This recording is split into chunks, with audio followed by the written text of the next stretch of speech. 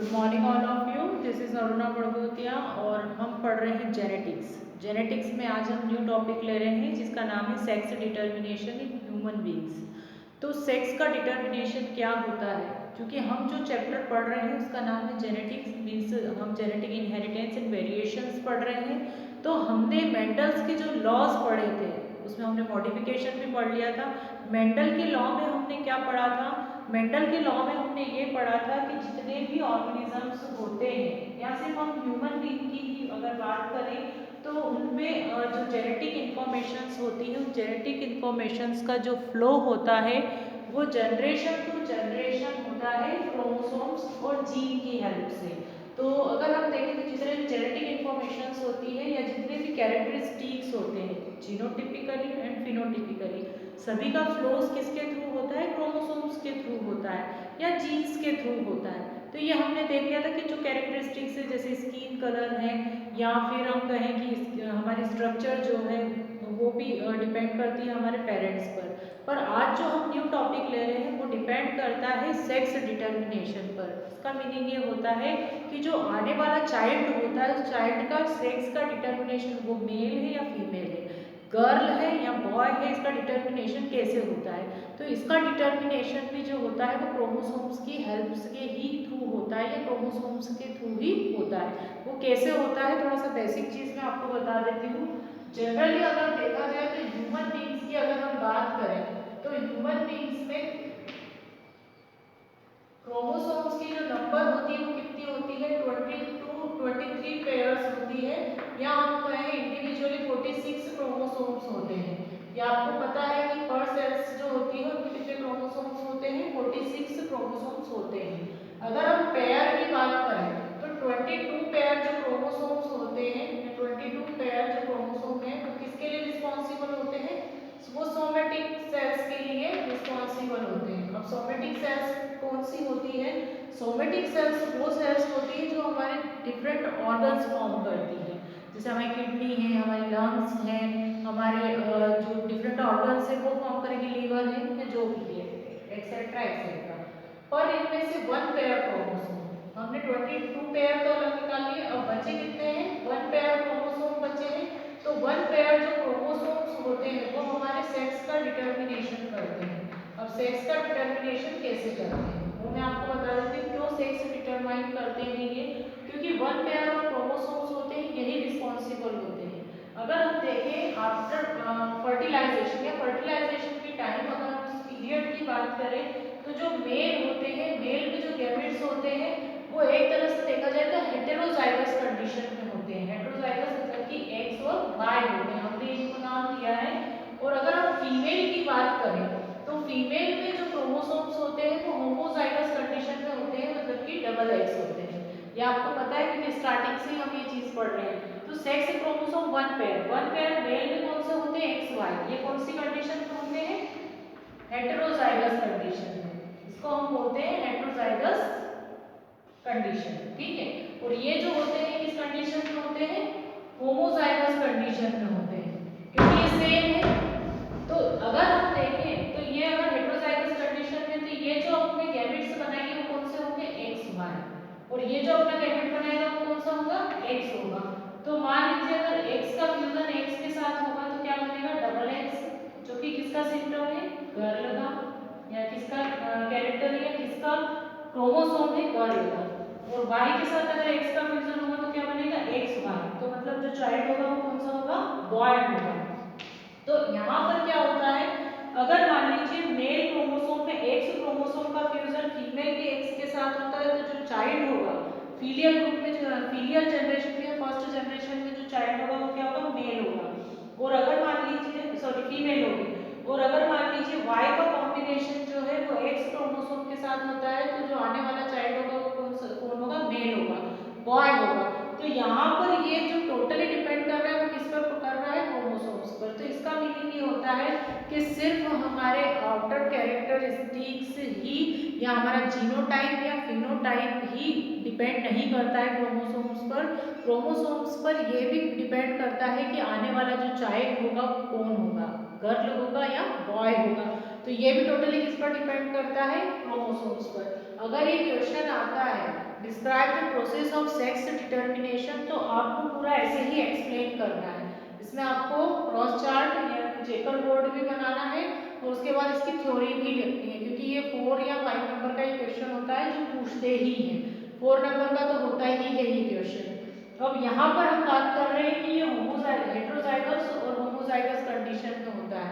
ऐसे ही अगर हम देखें तो कुछ ऐसे प्लांट्स भी होते हैं, जैसे वेलिसन एरिया है, उसमें भी इस तरह का एक तरह से, ये तो हमने ह्यूमन बीइंग की बात करी है, वो प्लांट्स की बात कर लेते हैं। तो प्लांट्स में भी अगर देखा जाए तो जो डिटर्मिनेशन होता है, मतलब आने वाला जो उनमें भी अगर देखा जाए तो गैमेट्स का जो डिटर्मिनेशन होता है या जाइगोट का जो सेक्स डिटर्मिनेशन होता है वो टोटली क्रोमोसोम्स पर ही डिपेंड करता है। जैसे ये स्वीट पोटैटो में भी होता है एक तरह से, और वेलिस्टेरिया में भी इस तरह का सेक्स डिटर्मिनेशन होता है।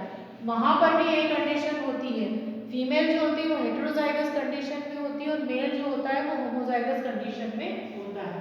तो वहाँ पर भी अगर हम बात करें तो वैसे ही होगा, एक से ये भी क्या होगी, फीमेल होगी इन प्लांट्स की अगर हम बात करें प्लांट्स में। और अगर हम देखें तो मेल जो होंगे वो क्या होंगे, एक्स वाई होंगे। तो इसमें भी ये जो अपने गैमेट बनाएंगे वो एक्स होगा और ये जो अपने गैमेट बनाएंगे वो एक्स वाई होंगे। तो इसका कॉम्बिनेशन इससे होगा तो डबल एक्स और इसका कॉम्बिनेशन इससे होगा तो एक्स वाई। तो ये जो होगी फीमेल होगी और ये जो होंगे ये मेल होंगे। तो इस तरह से रिप्रोडक्शन या इस तरह से उसमें सेक्स का डिटर्मिनेशन होता है। यहाँ हम बात कर रहे हैं जब फीमेल जो हो वो होमोजाइगस हो और मेल हेटेरोजाइगस हो। पर कभी कभी ऐसा होता है कि जस्ट अपोजिट होता है। कुछ ऐसे ऑर्गेनिजम्स होते हैं जिनमें कि सेक्स का डिटर्मिनेशन में जो कंडीशन होती है वो जस्ट अपोजिट होती है। तो यहाँ पर अगर हम देखें तो कुछ ऐसे एनिमल्स हैं, मान लीजिए अगर मेल जो हो वो है होमोगैमेटिक और फीमेल अगर हेट्रोगैमेटिक हो तब ये होता है। कुछ बर्ड्स वगैरह में ऐसा होता है, जैसे बर्ड्स हैं, स्नेक हैं, उनमें इस टाइप का एक तरह से सेक्स डिटर्मिनेशन होता है। तो इनमें कैसे होगा, जैसे मान लीजिए फीमेल जो होती है वो ZO होती है, मतलब कि ये कैसी हो गई, हेटेरोजाइगस कंडीशन में हो गई। और मेल जो होता है वो होमोजाइगस कंडीशन में होता है डबल Z। तो ये मेल हो गया होमोजाइगस कंडीशन में। अब ये जो अपना गैमेट बनाएगी वो ZO बनाएगी और ये अपना गैमेट बनाएगी A। मतलब यहाँ जो सेक्स का डिटर्मिनेशन होता है वो डिपेंड करता है फीमेल पर। क्यों डिपेंड करता है, क्योंकि जो हेटेरोजाइगस कंडीशन में होगा, यहाँ ऐसा जो हेटेरोजाइगस कंडीशन में होगा वही सेक्स डिटर्मिनेशन के लिए रिस्पॉन्सिबल होगा। अब Z का अगर Z के साथ होगा तो डबल Z, मतलब कि ये जो होगा कौन होगा, मेल होगा। और अगर इसका इसके साथ होगा तो क्या होगा, Z होगा, मतलब ये जो होगी फीमेल होगी। तो जिस तरह से हम रिस्पॉन्सिबल मानते हैं कि फीमेल्स रिस्पॉन्सिबल होती है गर्ल चाइल्ड के लिए, तो ऐसा नहीं है, टोटली डिपेंड करता है मेल पर। क्योंकि ह्यूमन बीइंग्स में जो होते हैं मेल में ही सेक्स डिटर्मिनेशन करने वाले गैमेट्स फॉर्म होते हैं या क्रोमोसोम्स फॉर्म होते हैं। तो यहाँ पर हमने बात करी कुछ बर्ड्स, स्नेक और इनकी, तो उनमें क्या होता है हेटेरोजाइगस कंडीशन होती है फीमेल्स में। तो उसका भी हम देख लेते हैं।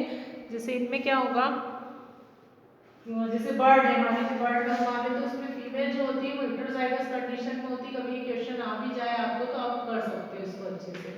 और अगर हम मेल की बात करें तो वो होते हैं होमोजाइगस कंडीशन में डबल Z।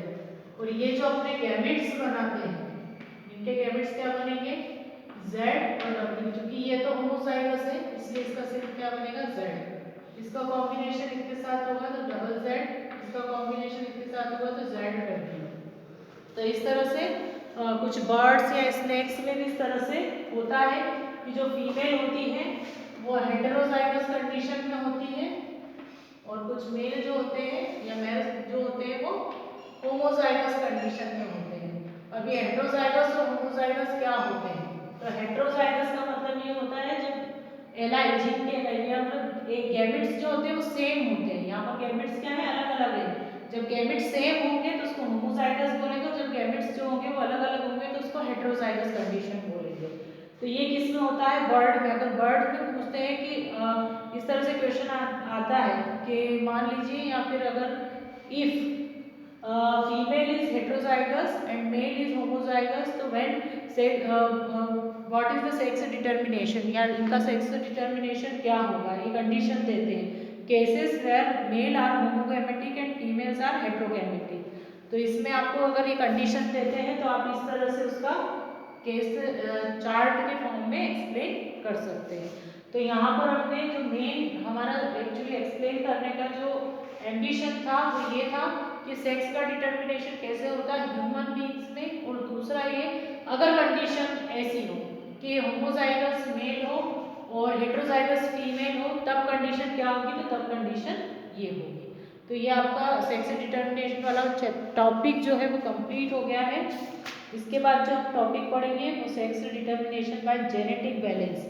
तो अभी हमने क्रोमोसोम के बेस पे पढ़ा है कि क्रोमोसोम के बेस पर सेक्स का डिटर्मिनेशन कैसे होता है, पर सेक्स का डिटर्मिनेशन जीन्स के थ्रू कैसे होता है और इन्वायरमेंट के थ्रू होता है, नेचर का उसका उस पर कैसे इफेक्ट होता है, वो मैं आपको नेक्स्ट वीडियो में सेंड करूँगी। Thank you.